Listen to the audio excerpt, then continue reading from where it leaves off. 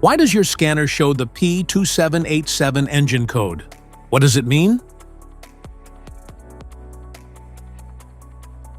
P2787 is a diagnostic trouble code for clutch temperature too high.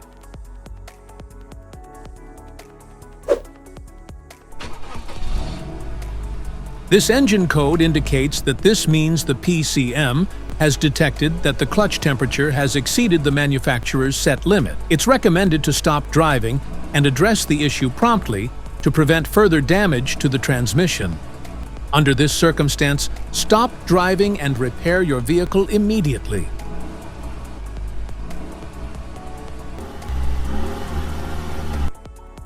So, what causes this imbalance? Here are the most common culprits. This error can be caused by these possible faults in your vehicle. Clutch temperature sensor problems, clutch slippage, transmission overheating, low transmission fluid, solenoid issues.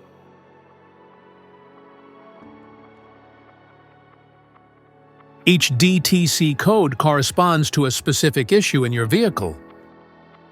This error code occurs in any OBD2 equipped vehicles, especially those in manufacture since 1996.